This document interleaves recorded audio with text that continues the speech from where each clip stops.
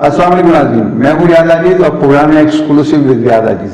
नाज़रीन, इस वक्त मौजूद हैं हम area study centre for America, north and south America and Africa. नाज़रीन, इस तरह के तकरीबन 6 एरिया स्टडी सेंटर पूरे पाकिस्तान में कायम किए गए 1971 या 75 में। मैं अभी तफसील से बात करता हूँ। डॉक्टर बहरमन शाह साहब मौजूद हैं जो area study centre for south and north America और अफ्रीका के डायरेक्टर हैं, और ये मौजूद है, ये सेंटर कायम है कायद-ए-आज़म यूनिवर्सिटी इस्लामाबाद में। तो इनसे बात करते हैं इस सेंटर के क्या मकासद और दीगर सेंटर के क्या मकासद और ये मकासद अब तक कितने पूरे हुए हैं। अस्सलाम वालेकुम। वालेकुम सलाम।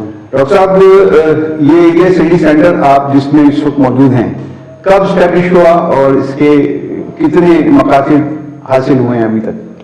हमारा है area study centre for Africa, north and south America. ये पाकिस्तान में टोटल 5 थे, अब एक we have a 6th one, एक छठा भी है, आई विल नेम देम। ये इस्टेब्लिश हुए थे 1975 में, 1975 में under the act of parliament. मकसद ये था कि दुनिया के मुख्तलिफ जो खित्ते हैं, रीजन्स हैं, उनके बारे में आगाही मिले, स्टूडेंट्स को उस पर रिसर्च करे, वहाँ के तारीख़ पे, हिस्ट्री पे, पॉलिटिक्स पे, कल्चर पे, लिटरेचर पे। सो बेसिक मकसद ये था कि दुनिया के जो मुख्तलिफ खित्ते हैं वहाँ पे स्टूडेंट्स रिसर्च करें और वहाँ उसके बारे में आगाही हासिल करें। सो जो हमारा एरिया स्टडी सेंटर है ये Africa, north and south America को कवर करता है। इसी तरह पाकिस्तान में और भी 5 एरिया स्टडी सेंटर। कराची वाला area study centre for Europe है, और पेशावर वाला area study centre for central Asia है, सेंट्रल एशिया है, और लाहौर वाला जो है वो है area study centre for south Asia. South Asia, अच्छा। और इसके अलावा यूनिवर्सिटी ऑफ बलूचिस्तान में है, वो है centre for middle east and Arab countries. अच्छा, जो जामशोर में नया बना है उसको, वो फार ईस्ट के लिए है, फॉर ईस्टर्न कंट्रीज के लिए। अच्छा सर, ये जो मकासद थे इन सेंटर्स को कायम करने के, रिसर्च कीजिए, रिसर्च का एक फीडबैक फॉरेन अफेयर्स को जाना चाहिए आपकी तरफ से, ये मतलब मेरा ख्याल है कि इसका मकसद यही था।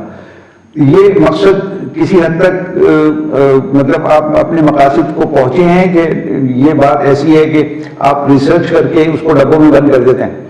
हमारी जो इनिशियल मकासद में से एक ये था कि जो हमारा फॉरेन ऑफिस है उसको हम फीडबैक दे सकें, उसको हम गाइड कर सकें, उसको हम एडवाइस कर सकें कि दुनिया में ये जो खित्ते हैं वहाँ पे जो हमारी इंटरेस्ट हो सकती है, इकोनॉमिक ट्रेड इंटरेस्ट या इमिग्रेशन, हमारे लोग वहाँ पे जाके उनको फैसिलिटेट किया जा सके।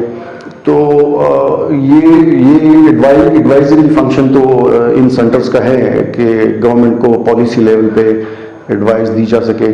लेकिन चूँकि हम पढ़ाते हैं, एकेडमिक्स हैं, तो उसका बेसिक मकसद ये होता है कि स्टूडेंट स्पेशलाइज करें ऐसे सब्जेक्ट्स में जो इन एरिया से। नहीं सर, मेरा असल क्वेश्चन ये था कि एरिया स्टडी सेंटर सारे पूरे पाकिस्तान का, इसके मकासद में अवलीन मकसद ये है कि यहाँ से फीडबैक जाए फॉरेन ऑफिस को। फॉरेन ऑफिस आपका फीडबैक लेता है? वो लेते हैं। हमारा एक जो गवर्निंग बॉडी है एरिया स्टडी सेंटर की, BUG जो है, तो उसमें education ministry, higher education commission, foreign ministry से लोग होते हैं और उनके लोग आते रहते हैं यहाँ पे। Last week we had a seminar जिसमें institute for strategic studies, regional studies, ambassador साहब आए थे, और इसी तरह उनके साथ हमारी इंटरेक्शन रहती है। हमारे स्टूडेंट्स भी उधर जाते हैं। बाकी यहाँ पे जितने भी इंस्टीट्यूट्स हैं इस्लामाबाद में रिगार्डिंग IR और पॉलिसी स्टडीज़, तो उनके साथ हमारा एक तरीके से शेयरिंग ऑफ इंफॉर्मेशन होती है। अच्छा, अब ये बात तो आपके सामने आ गई कि फीडबैक आपसे लिया जाता है। अब फीडबैक पे अमल दरामद होता है? पॉलिसी लेवल पे काफ़ी हद तक उस पर अमल होता है, लेकिन जो مطلب جس کو آپ ایکٹیو وہ کہہ سکے فیڈ بیک جس پہ عمل درآمد ہو وہ میرے علم میں نہیں ہے، لیکن جو انفارمیشن لیول تک ہے وہ ان کے ساتھ ہماری انٹریکشن جاری رہتی ہے. نہیں، اس میں ایک کلیش ہو جاتا ہے نا کہ آپ ایک فیڈ بیک دے رہے ہیں، ایک بیوروکریٹ آلریڈی فارن افیئرز میں بیٹھا ہوا ہے، فارن آفس میں بیٹھا ہوا ہے، وہ کہتا ہے جو میں سوچ رہا ہوں وہ زیادہ بہتر ہے، کیونکہ اپنی عقل تو سب کو سب سے زیادہ لگتی ہے، دنیا میں سب سے زیادہ عقل اپنی ہی لگتی ہے، اور خاص طور سے بیوروکریسی کو. تو ایک کلیش ہوتا ہے بیوروکریسی کا آپ کے ساتھ، مطلب سوچ کے حوالے سے؟ مجھے لگتا ہے کیونکہ ہم انہی ایریاز پہ فوکس کرتے ہیں جس طرح کہ ہمارا ایریا ہے، تو اگر ان کو لگتا ہے یا ہمیں فیل ہو کہ وہ ہم سے بہتر جانتے ہیں اباؤٹ دیٹ ایریا، تو ہم ان کو بلاتے دیتے ہیں یہاں پہ. جس طرح میں نے ابھی مثال دی کہ دس سیمسٹر، یہ جو فال سیمسٹر چل رہا ہے، اس میں ہم نے 2-3 مرتبہ فارن آفس کے بندوں کو بلایا ہے، ایکٹیو ریٹائرڈ، وہ یہاں پہ آ کے ہمارے اسٹوڈنٹس کو بتاتے ہیں مختلف جو ریجنز ہیں دنیا کے، اور جو ڈپلومیٹک ریلیشنز ہوتی ہیں یا جو آج کل جو چیزیں ہوتی ہیں. کتنے اسٹوڈنٹس پاس آؤٹ کرتے ہیں یا پی ایچ ڈی کرتے ہیں یا فل کرتے ہیں ہر سال یہاں سے؟ وہ نمبر تو ویری کرتا ہے، لیکن ابھی تک ایریا اسٹڈی سینٹر نے اس کی جو ہسٹری ہے، ہم نے ٹوٹلی 17 اسٹوڈنٹس نے یہاں سے پی ایچ ڈی کمپلیٹ کی ہے. یہ پورے 75 سے بتا رہے ہیں آپ یا اس سال بتا رہے ہیں؟ 75 سے آن ورڈ. اچھا، وہ اس لیے کہ پی ایچ ڈی کرنا بہت مشکل کام ہے. اس بہت اچھا ریشو میرا خیال ہے کراچی کا ہے، کراچی میں زیادہ کیے ہیں. ہمارے پاس فیکلٹی جو ابھی ہے ٹوٹل 5 ٹیچرز ہیں، فیکلٹی اسسٹنٹ پروفیسرز، اور وہ اتنے ہی لوگوں کو سپروائز کر سکتے ہیں. سو اوور دی ایئرز یہ جو جتنا بھی عرصہ ہے اس میں ابھی تک ہم نے 17 لوگ پروڈیوس کیے ہیں. ہمارے پاس ابھی جو انرولڈ اسٹوڈنٹس ہیں ان کا نمبر زیادہ ہے، 42-43.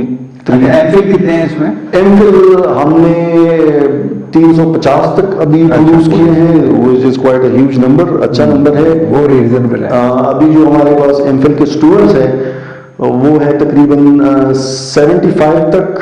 اتنے ہی ہم پروڈیوس کر سکتے ہیں، رکھ سکتے ہیں، because of H E C rules.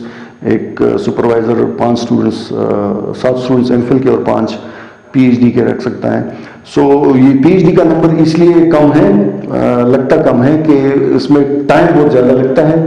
اور پہلے تو نہیں لگتا تھا، 2 سال میں 3 سال میں، اب زیادہ لگنے لگا. ہمارے پاس ابھی جو اسٹینڈرڈ ٹائم ہے وہ ہے 7 سال. 7 سال میں پی ایچ ڈی پروڈیوس. 7 سال میں ہو رہا ہے. 7 سال میں. تو ابھی وی ہیو پکڈ اپ، ہم نے ابھی اسپیڈ پکڑی ہے کوئی 4-5 سال سے.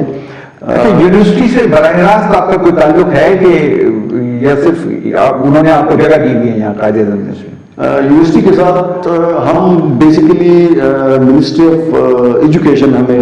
You are not employee of Quaid Azam university, میں یہی پوچھنا چاہ رہا ہوں. ہم ڈائریکٹلی ہم نہیں بھی ہیں، وہ میں آپ کو تفصیل بتاتا ہوں. وہ اس طرح ہے کہ ابھی جو ہماری فنڈنگ ہوتی ہے وہ ہائر ایجوکیشن کمیشن کے تھرو ہوتی ہے، گورنمنٹ آف پاکستان. یونیورسٹی یہاں پہ جو ہماری گورننگ باڈی ہے وہ ہے،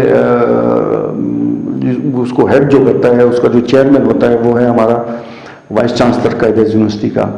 باقی ہماری جو ڈگری ہوتی ہے، باقی ساری چیزیں اسٹوڈنٹس کی وہ یونیورسٹی ہی. سو ہم اصولاً مطلب ہم یونیورسٹی کے انڈر تو ہیں، لیکن یہ جو فنڈنگ ہوتی ہے بیسیکلی جس طرح باقی ڈپارٹمنٹس ہے قائد اعظم یونیورسٹی کے، وہاں جو فنڈنگ ہوتی ہے وہ قائد اعظم یونیورسٹی ان کو منسٹر آف ایجوکیشن یا ہائر ایجوکیشن ان کو ریمبرس کرتی ہے، لیکن یونیورسٹی ان کو پے کرتی ہے. ہم جو ہیں we are under in that way we are under higher education commission, کیونکہ وہ ہمیں اس میں اچھا چھیڑ دیا آپ نے. میرے ذہن میں سوال تھا کہ دیکھیے ہائر ایجوکیشن کمیشن ڈاکٹر عطاء الرحمان کے دور میں اچھا تھا، آج کے دور میں اچھا ہے؟ میں اس پوزیشن پہ نہیں ہوں کیونکہ اس کے لیے ایوالویٹ کرنے کے لیے لاٹ آف انفارمیشن.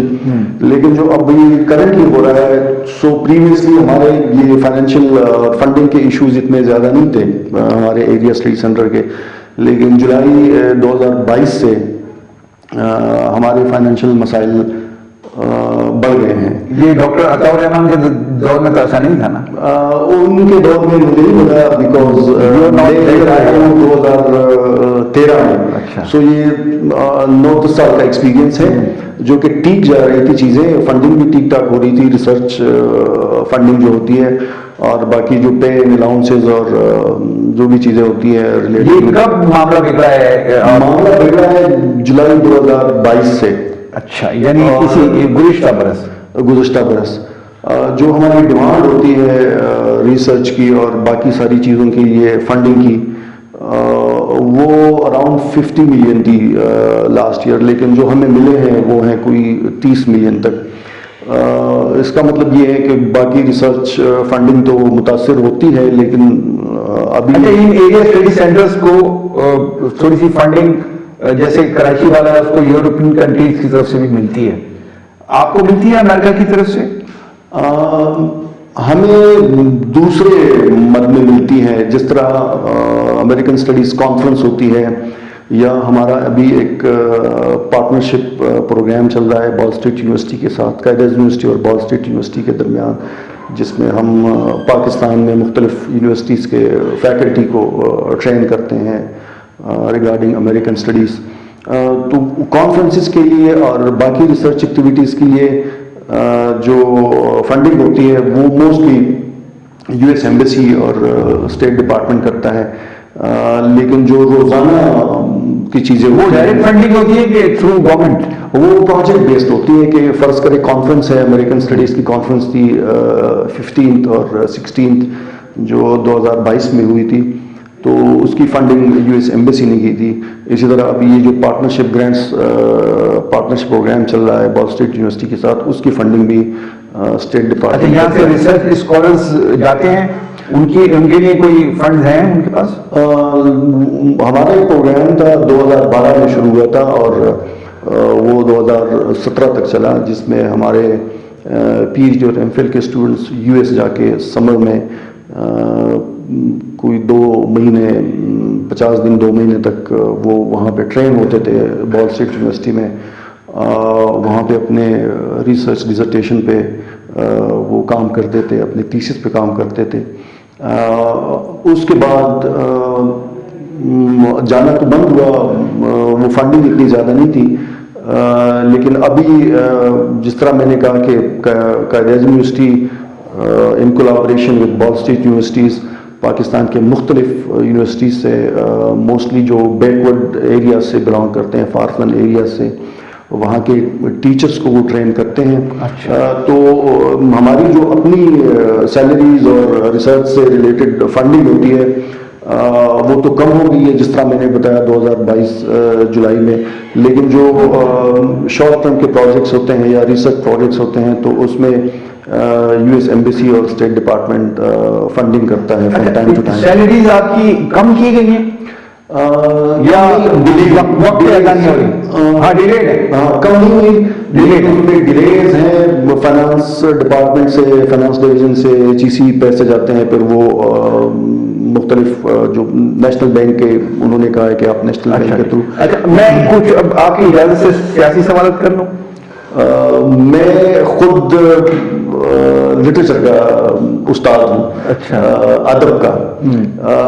ہمارے پاس ہیں ٹیچرز آئی آر کے اور پالیٹکس کے، مجھے ہے تھوڑا بہت اس کا نہیں، اب میں بائیلیٹرل ریلیشن کی بات کر لوں گا نا، امریکہ اور پاکستان کے، کیونکہ آپ ڈائریکٹر ہیں اس ادارے کے کہ جو براہ راست ریسرچ کرتا ہے دونوں ممالک کے۔ یہ سائفر آپ سمجھتے ہیں کہ جس طرح کلیم کیا جا رہا ہے عمران خان کی طرف سے ویسا ہی تھا، یا یہ روٹین کی بات تھی، کوئی ایسی بات نہیں تھی جس کو اتنا بڑا بنا کے انہوں نے پیش کیا؟ یہ اصل میں روٹین کی چیزیں ہوتی ہیں۔ ہمارے جو ایمبیسڈرز ہوتے ہیں اور جو کونسلرز ہوتے ہیں باہر کے ممالک میں، تو وہ فیڈ بیک دیتے ہیں اپنے گورنمنٹس کو، ان دس کیس پاکستان گورنمنٹ کو، کہ وہاں پہ کیا ہو رہا ہے ہمارے ملک کے بارے میں، ہماری پرفارمنس کے بارے میں، یا جو ہمارے آپس میں تعلقات ہیں تو اس کے بارے میں وہاں پہ کیا فیڈ بیک ہے، کیا لوگ کیا کہہ رہے ہیں۔ اس اسپیسیفک انسٹنس میں ہوا یہ تھا کہ ایک اسٹیٹ ڈپارٹمنٹ کے بندے کو اس کا نام لے کے اس کو کوٹ کر کے بتایا گیا کہ فلاں جگہ پہ میٹنگ ہوئی تھی فلاں ڈیٹ کو، اور انہوں نے یہ چیزیں کہی تھی کہ اگر مطلب یہ خان صاحب کو ہٹایا نہیں گیا تو بہت ساری تو کیا ریپرکشن ہوئی. ہاں میں یہ آپ سے پوچھنا چاہ رہا ہوں، یہ ڈپلومیٹیکلی یہ روٹین کی بات ہے کہ اس طرح کی باتیں ہوتی ہیں نجی محفلوں میں، یا کچھ ایکسکلوسیولی خاص طور سے عمران خان کے لیے کہا گیا تھا جس کا انہوں نے اتنا بڑا شور مچایا اور اب اس کا وہ نام بھی نہیں لیتے ہیں؟ یہ روٹین کی چیزیں تو سچ نہیں ہوتی، وہ اس لیے کہ یہ بڑی کانفیڈینشیل اور وہ نہیں، نجی محفلوں میں تو روٹین کی ہوئی نا سر، وہ اگر اس کو وہ سائفر کی شکل میں بھیجیں نا، لیکن اس طرح کی باتیں تو ہوتی رہتی ہوں گی نا، ساری ایمبیسیز میں ہوتی رہتی ہوں گی کہ آپ کے یہاں کیا ہو رہا ہے، کیوں ہو رہا ہے، کون کر رہا ہے. بالکل ٹھیک، وہ ہوتی رہتی ہے لیکن وہ اس طریقے سے رپورٹ نہیں ہوتی. ہاں. سو یہ پہلی بات بول رہا تھا کہ یہ رپورٹ مطلب نجی لیول کی یہ ڈپلومیٹک نارمس کی وائلیشن آپ کے خیال میں؟ وائلیشن ان سینس کہ پریویسلی یہ اتنا لیک نہیں ہوتا تھا، باہر نہیں جاتا تھا، لیکن اس انسٹنس میں یہ باہر آ گیا اور ایون پبلک کے ڈومین میں آ گیا. تو اس سینس میں جو ڈپلومیٹک نارمز ہیں پریویسلی یہ چیزیں ہوتی رہتی ہیں لیکن وہ اس طریقے سے رپورٹ نہیں ہوتی. یہ اچھا ڈاکٹر صاحب، میں ایک اہم سوال آپ سے پوچھنا چاہتا ہوں، دونوں ممالک کے یعنی پاکستان اور یو ایس کے درمیان بائی لیٹرل ریلیشن کے حوالے سے جس میں اتار چڑھاؤ آتا رہتا ہے، اور آج کل پھر ایک مندی کا رجحان ہے. مندی کا رجحان اس سینس میں کہ افغانستان سے ان کی ٹروپس باہر چلی گئی ہیں، نکال بھی انہوں نے اپنی ٹروپس، اب پاکستان کی ضرورت نہیں رہی ان کو، کچھ ایسے لوگ کہتے ہیں. اس کی وجہ سے انہوں نے پھر پاکستان سے دوری اختیار کر لی. یہ ہے یا کوئی اور وجہ ہے آپ کے خیال میں؟ پاکستان اور یو ایس کا جو ریلیشن ہے اس میں اگر آپ تاریخ کو دیکھیں تو اپس اینڈ ڈاؤنز آتی رہتی ہیں. ہمارے تعلقات بعض اوقات بہت زیادہ قریبی ہو جاتے ہیں، ہمارے انٹرسٹ ایک دوسرے کے ساتھ ملتے رہتے ہیں، اور بعض اوقات ہمیں لگتا ہے کہ جو ان کی ضرورت ہے وہ پوری ہوگی، اب جو ہماری ضرورت ہے وہ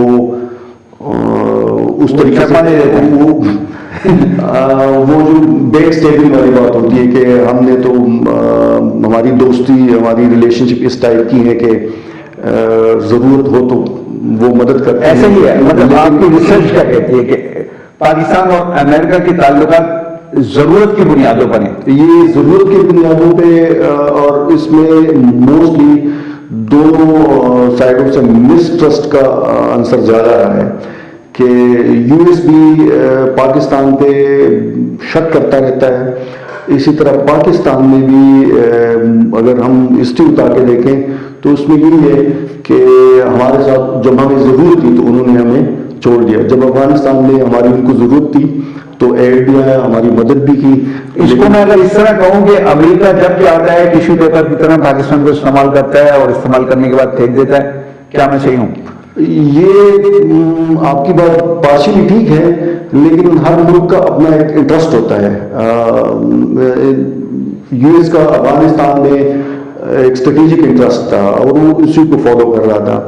ہمارا بھی اسٹریٹجک انٹرسٹ اور اکنامک انٹرسٹ ہونا چاہیے جو ہمیں سوٹ کرے، لیکن یہ جو ریلیشن شپ ہے، یہ جو اکنامک اور اسٹریٹجک انٹرسٹ ہیں، اس میں میرے خیال میں یو ایس نے اس ریلیشن شپ سے زیادہ فائدہ اٹھایا ہے ان کمپیریزن ٹو پاکستان. تو ہر ملک کو اختیار ہے، اس کی مرضی ہے کہ وہ اپنا انٹرسٹ فالو کرے اور اسی کو اسٹک کرے.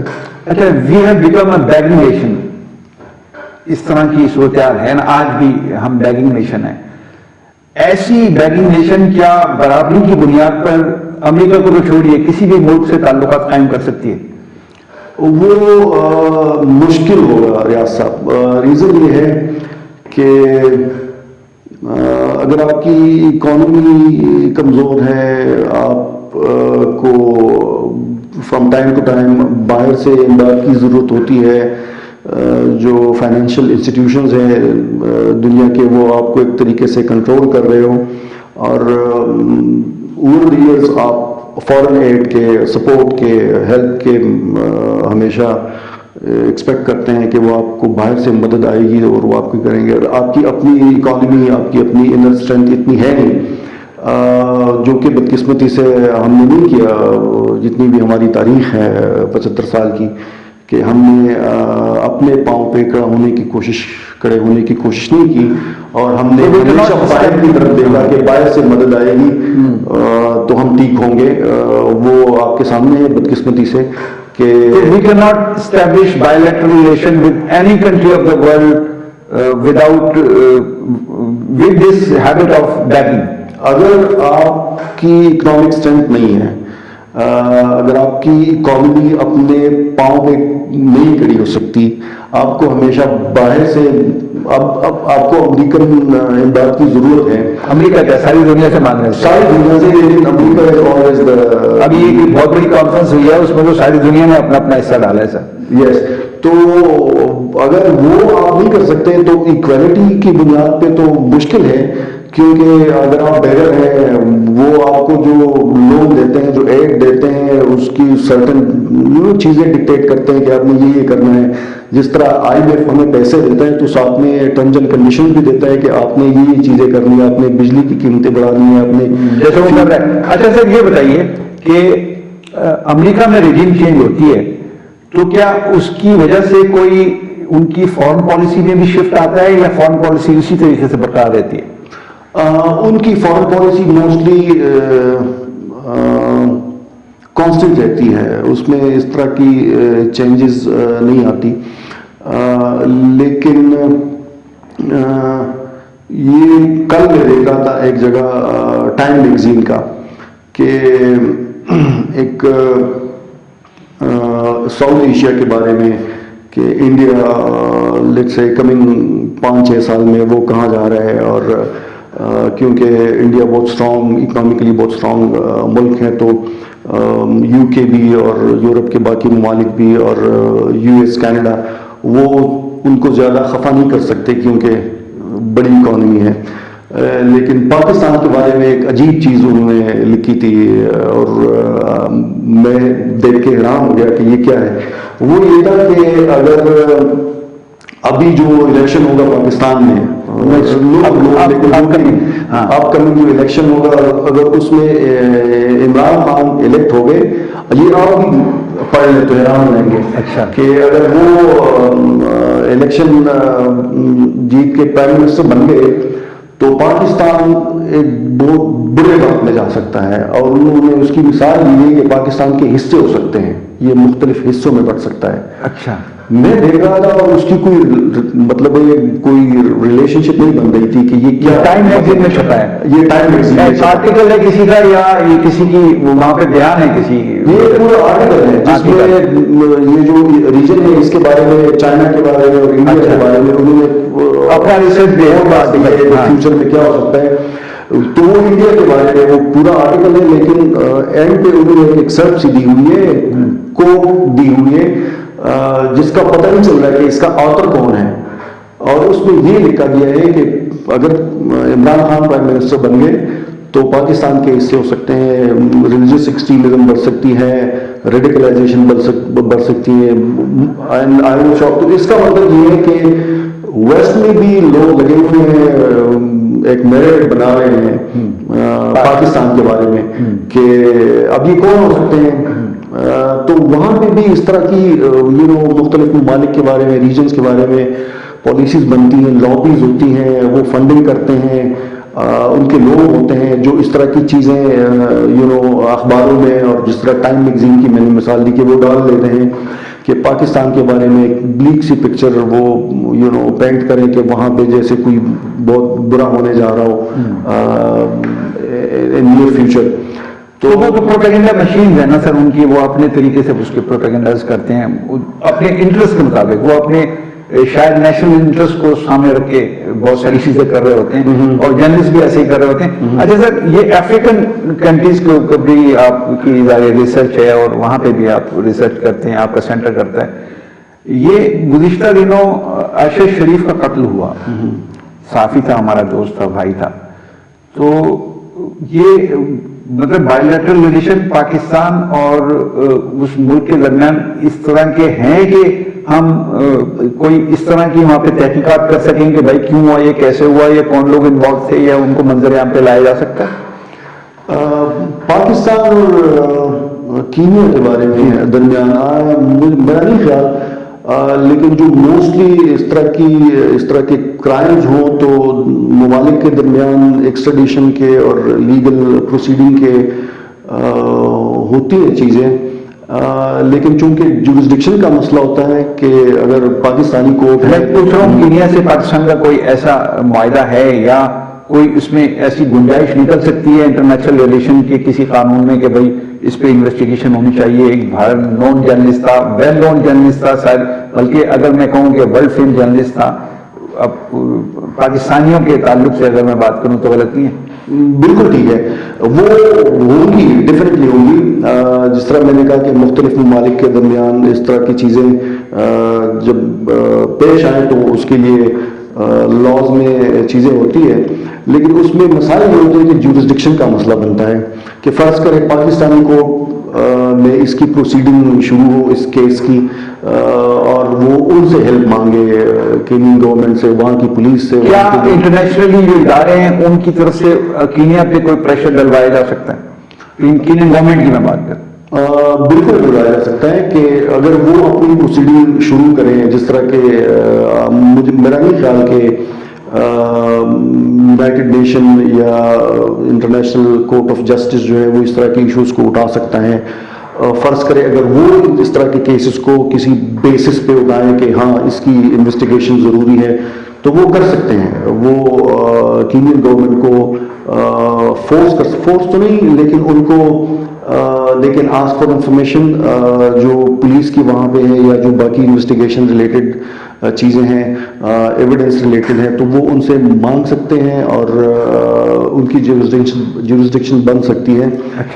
لیکن جو دو ممالک کے درمیان ہے وہ ان کے درمیان ٹریٹیز کیا ہے، ایکسٹریڈیشن سے ریلیٹڈ، کرائم سے ریلیٹڈ، انویسٹیگیشن سے ریلیٹڈ، اس کو دیکھنا ہوتا ہے. اچھا، افریقن کنٹریز میں پاکستان کی کس سے سب سے اچھے زیادہ تعلقات ہیں؟ مطلب بہترین تعلقات کس افریقی ملک سے پاکستان کے؟ سب کے ساتھ پاکستان کے تعلقات ہیں، لیکن جو ایکٹیو ٹریڈ ہوتا ہے یا جو کلچرل ایکسچینج ہوتا ہے، نہیں جیسے لیبیا سے ہمارے تعلقات تھے تو لیبیا تو اس کے بارڈر پہ ہی ہے نا افریقن کنٹریز، لیکن لیبیا سے جو تعلقات ہیں وہ کینیا سے تو نہیں ہے نا سر، وہ اور کنٹریز سے تو نہیں ہے، یہ ساؤتھ افریقہ سے تو نہیں ہے.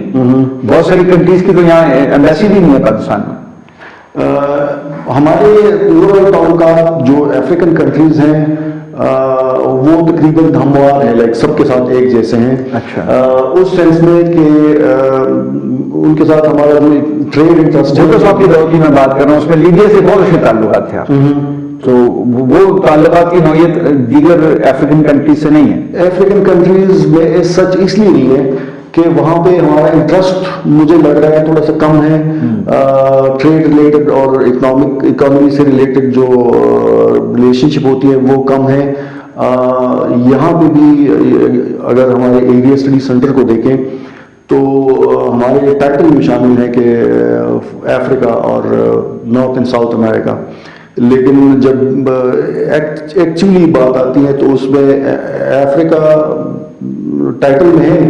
لاسٹ ٹائم ہمارے جو ڈین تھے پروفیسر نذیر حسین صاحب، انہوں نے کوشش کی تھی کہ یہاں پہ جو ٹاکس ہوتی ہے، سیمینار ہوتی ہے، کانفرنسز ہوتی ہیں یا اسٹوڈنٹس جو ریسرچ کرتے ہیں اس میں افریقہ کو بھی وہ شامل کریں، کیونکہ آپ یہ کہہ رہے ہیں کہ برائے نام تو ہم افریقہ کے لیے ہیں لیکن یہاں ریسرچر ہیں افریقہ کے اوپر کام کرنے والے، اسٹوڈنٹس نہیں کر رہے. وہ اس لیے کہ پرابلم اوپر سے ہے، وہ یہ ہے نہیں تو سر امریکہ پہ کریں گے تو ان کو کچھ مالی بینیفٹ بھی ملے گا، وہاں سے تو اتنا زیادہ ان کو بینیفٹ نہیں ملے گا، یہ ایک بات ہو سکتی ہے.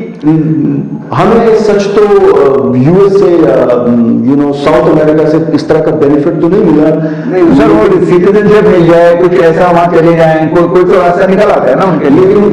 اسٹوڈنٹس کا انٹرسٹ ہوتا ہے کہ وہ کس ایریا میں اسپیشلائز کرنا چاہتے ہیں، کہاں پہ ریسرچ کرنا چاہتے ہیں. تو وی ہیو جنرلی فاؤنڈ کہ وہ ان کی لیڈنگ زیادہ تر یو ایس کی طرف بلکہ میرا خیال اگر میں یہ کہوں کہ میں آپ سے پوچھنا چاہ رہا ہوں، میری رائے ہے کہ ان اسٹوڈنٹس کی امریکہ کے دیگر کنٹریز میں، یعنی جو کانٹیننٹ ہے امریکہ، वहां पे भी उनका इतना इंटरेस्ट नहीं होता होगा ब्राजील वगैरह में और दीगर कंट्रीज में जितना इंटरेस्ट उनका यूएस में होता होगा। एग्जैक्टली, बिल्कुल सही है आपकी बात।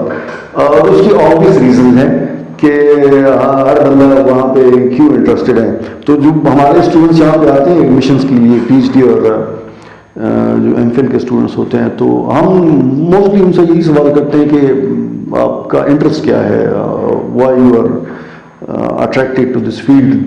तो वो शुरू करते हैं कि चूंकि यूएस बड़ा पावरफुल मुल्क है और मुल्क है, बहुत सारी चीजें वहाँ पे माली बेनिफिट आता है। अच्छा सर, आखिरी एक दो बातें शायद, ये माशी हवाले से, इक्तिसादी हवाले से आपकी जो रिसर्च होती है वो आप क्या प्रेफर करते हैं? खासतौर से मैं अफ्रीकन कंट्रीज ही की बात करूंगी। चलिए स्टूडेंट तो नहीं कर रहे लेकिन स्कॉलर्स तो कर रहे होंगे ना आपके दीगर जो आपके यहाँ जो प्रोफेसर हैं, वहां पर क्या पाकिस्तान के इक्तिसादी इंटरेस्ट हैं अफ्रीकन कंट्रीज में?